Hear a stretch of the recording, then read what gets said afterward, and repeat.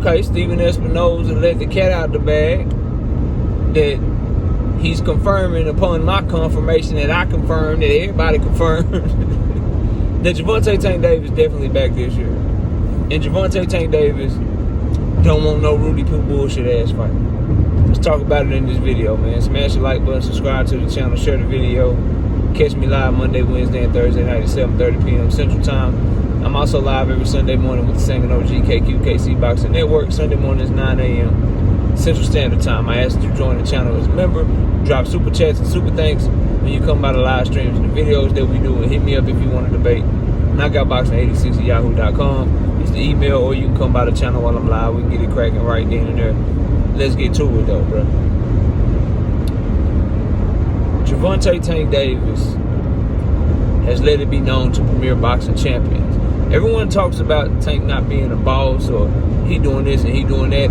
When you hear the tone with which Steven Espinoza is talking about this situation, who is a PBC advisor, former head of Showtime, Al Heyman is one of Al Heyman's right-hand man, along with Tim Smith and Louis DeCubas. You know, he speaks at the behest of Al Heyman. He ain't saying no shit that Al Heyman don't want him to say. And based on his most recent comments in the interview, where he discussed Tank Davis and Shakur Stevenson, and he discussed what Tank Davis' upcoming plans are, his tone is the tone of somebody that's working for Tank Davis and not directing Tank Davis. So that's why, whether it comes with criticism or it comes with praise for Tank Davis' next fight and his next opponent, all of that shit's gonna fall on the shoulders of Tank, bro. Because Steven Espinoza said Tank Davis made it clear. He's been very clear. He's fighting again this year in 2024. And he wants the biggest fight possible. The biggest fight possible. The most highest profile fight possible. And we all know what that is. So that in and of itself lets you know that Tank Davis is the one calling the shot. So when you hear these other people around him that are in his team, I'm sure they have their opinions. I'm sure he listened to them. I'm sure he's soaking up game and all that old shit. But when you hear all of them talk, they say, hey, I always tell you, it's going to be Tank Davis' decision. And Steven Espinoza is included in that. It's going to be his decision. So, as I told y'all, and it's been one of the worst kept secrets in boxing, Tank Davis is going to be back in November. Fight announcement coming soon. Now, Steven Espinoza was asked specifically about Shakur Stevenson. Specifically about Shakur Stevenson. And Steven Espinoza said, I like the fight. I think it's an intriguing stylistic matchup. I don't know anyone that's not talking to Shakur right now, trying to see what they can bring to the table for him. So again, letting it be known and putting it on to the fact that, hey, bro, we're looking to do business with Shakur Stevenson too. So I like that little tidbit that he gave as well. But one thing that he said that I really want to touch on about this stylistic matchup and how people think that it's just power versus Shakur Stevenson's boxing style, and how Tank Davis is an underrated boxer. I think people are starting to wake up. I think Espinoza is right. That Tank Davis has been, up to this point in his career, underrated as a boxer.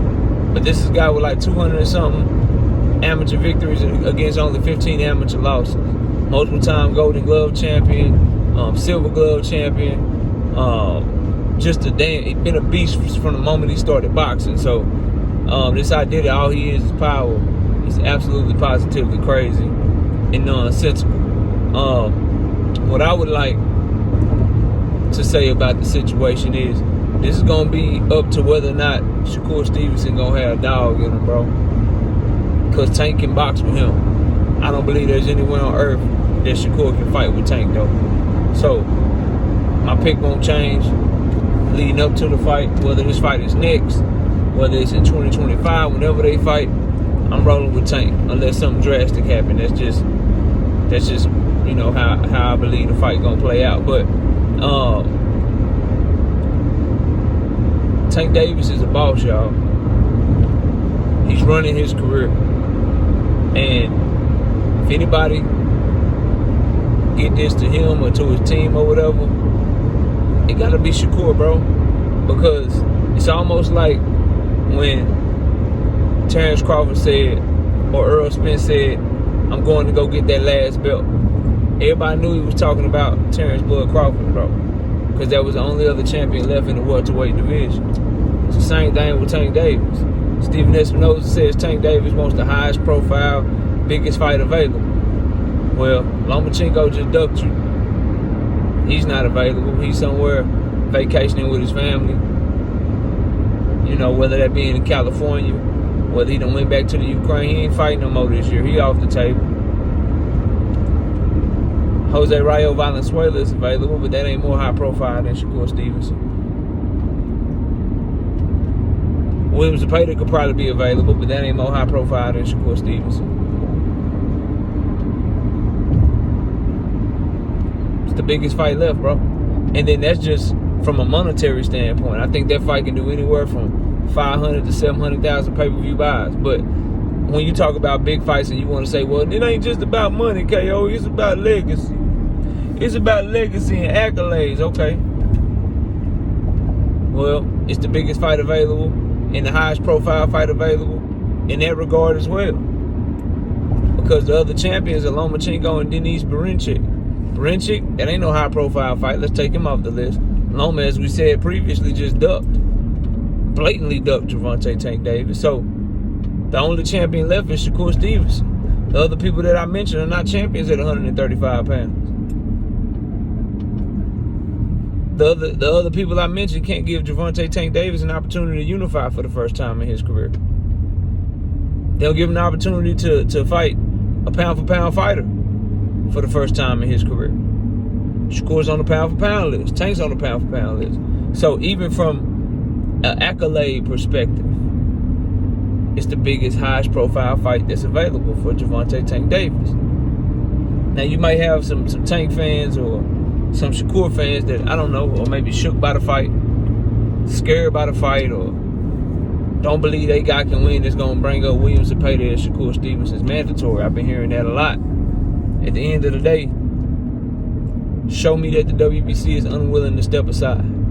Shakur Stevenson should come out and say something. Tank Davis' team should come out and say something. We tried to negotiate the fight, but the WBC said Shakur got to fight is mandatory. Because last I checked, unification is supposed to be more important. Big bank take little bank.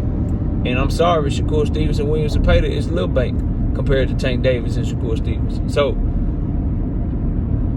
having a mandatory that doesn't even seem like they're negotiating. We're 7 days out from a purse bid. No news on Shakur and Zepeda negotiating other than, oh, we want to make this fight. We'll make this fight. We'll do this. We'll do that. But ain't nobody passing no paperwork around. Oscar De La Hoya seems mum on the fight. Seems like he don't want that shit. Seems like he don't want that shit. So Zepeda may not even be in the weight, because he may not even want to fight. But I think anything and everything should be being done from both Tank Davis' team and Shakur Stevenson's team to make this fight happen. And we have to hold Tank Davis to this shit, man. Per his team, Stephen Espinoza, who's a part of his team, because Tank Davis is a PBC fighter, Stephen Espinoza is a PBC advisor. He wants the highest profile, biggest fight available. But we all know what that is, bro. So go make that shit happen. If y'all haven't made it happen already, because I maintain this shit could be done. And we just don't know it yet. We got to wait on the announcement. But overall, what Stephen Espinoza had to say about the Tank and Shakur situation, I ain't got too much critique for it. I ain't got no problem with it. I just need them to go get that shit done. Because this is what fight fans are calling for, man. But y'all let me know what y'all think. Comment below, smash the like, sub to the channel. We'll see y'all soon. Peace out.